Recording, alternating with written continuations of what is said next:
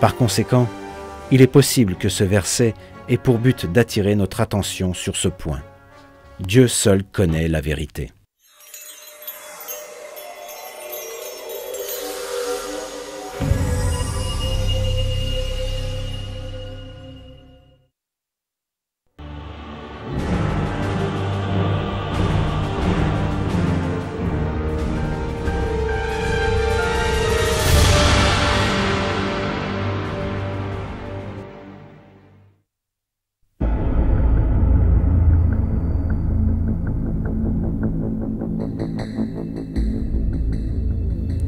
Différents événements qui eurent lieu entre le prophète Salomon et le royaume de Saba sont relatés dans le Coran.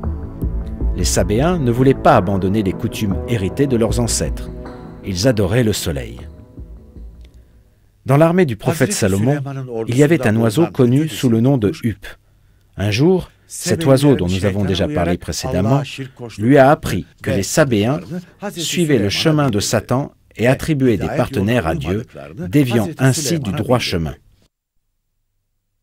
La Hup dit « Et j'ai découvert qu'elle et son peuple adorent le soleil au lieu d'adorer Dieu, car Satan a embelli leurs actions à leurs yeux et les a détournés du droit chemin, en sorte qu'ils errent sans direction. » Après avoir pris connaissance de cette information, le prophète Salomon ne s'est pas hâté dans sa prise de décision. Il a pris le temps de la réflexion et a ordonné une investigation pour s'assurer de la vérité, ce qui prouve qu'il était un gouverneur attentionné et juste. Quand les informations fournies par la Hup ont été confirmées, le prophète Salomon a envoyé une lettre à la reine de Saba.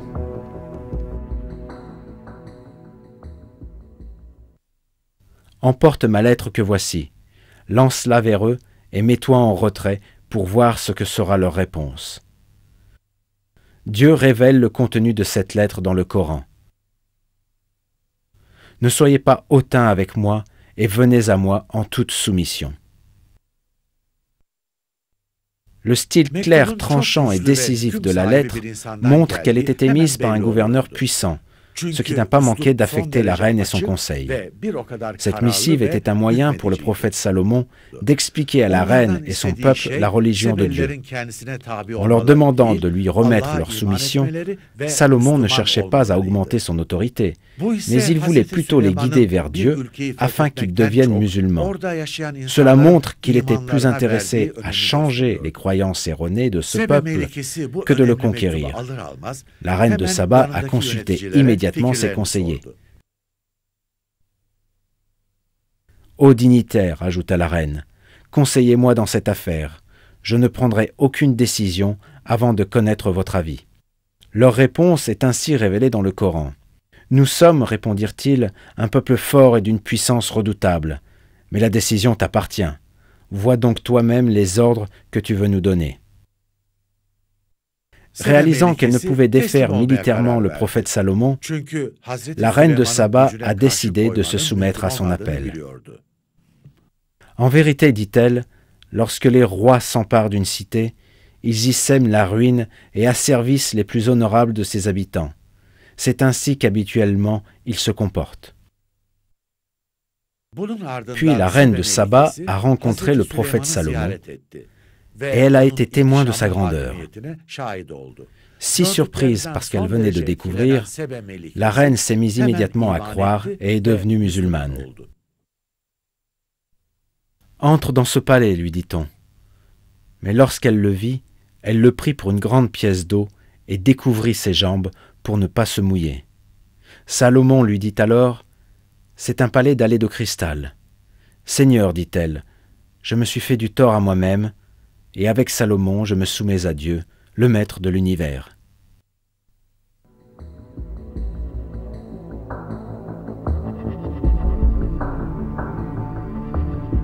Il y a plusieurs éléments frappants dans ce récit. En l'occurrence, le sol du palais est décrit comme étant dallé de cristal. En se plaçant toujours dans l'hypothèse où le prophète Salomon utilisait une technologie très développée, on pourrait aussi imaginer que le sol que la reine avait pris pour une étendue d'eau était en fait un écran de télévision géant placés à l'entrée du palais. Ces versets pourraient faire allusion à un type différent de technologie qui sera utilisé à la fin des temps. La simulation, par exemple.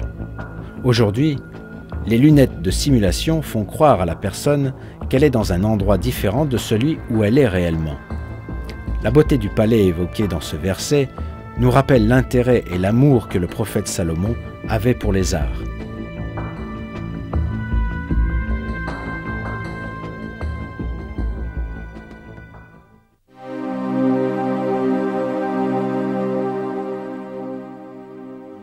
Ceci est une des qualités du prophète, un exemple à suivre pour tous les musulmans. Son goût pour l'art lui permettait d'accroître son amour pour Dieu et les merveilles de sa création. De nombreux artistes croyants ont produit des œuvres d'art. Avec la permission de Dieu, l'art islamique sera à son apogée à la fin des temps.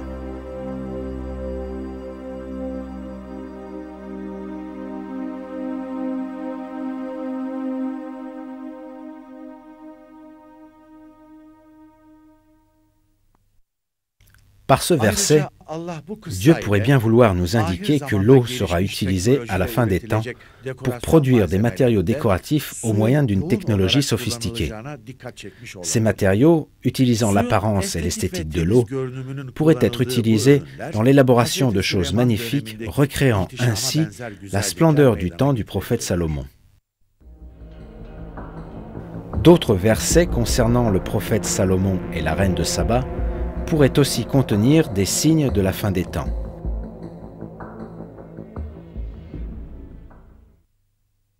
Et moi, dit un autre, qui était initié à l'écriture, je te l'apporterai en un clin d'œil. Et lorsque Salomon vit le trône déposé devant lui, il s'écria, « C'est là une faveur que mon Seigneur m'accorde pour m'éprouver si je suis reconnaissant ou ingrat. »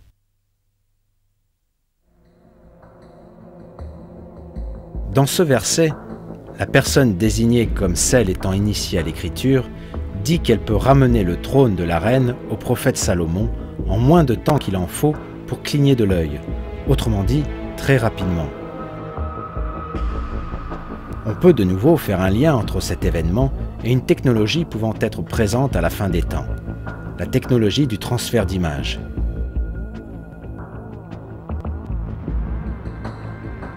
Grâce à l'Internet, on peut envoyer plusieurs types d'informations sur de très longues distances en un temps très court, exactement comme le transport du trône en un clin d'œil.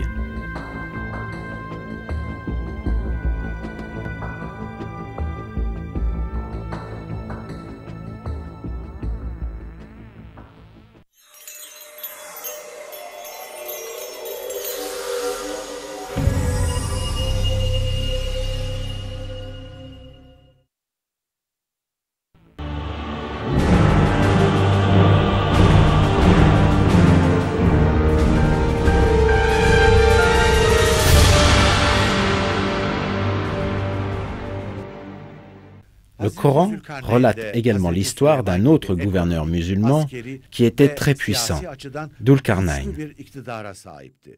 Sa vie était assez similaire à celle du prophète Salomon. Comme ce dernier, Dhul-Qarnayn était un gouverneur doté d'une grande puissance économique, militaire et politique. Son but était de répandre la justice. Il trouvait des solutions aux problèmes en utilisant la raison et la foi. Autre similarité avec le prophète Salomon, il commandait les djinns et utilisait le cuivre fondu. De plus, ces deux histoires ont un lien avec les événements qui se dérouleront à la fin des temps.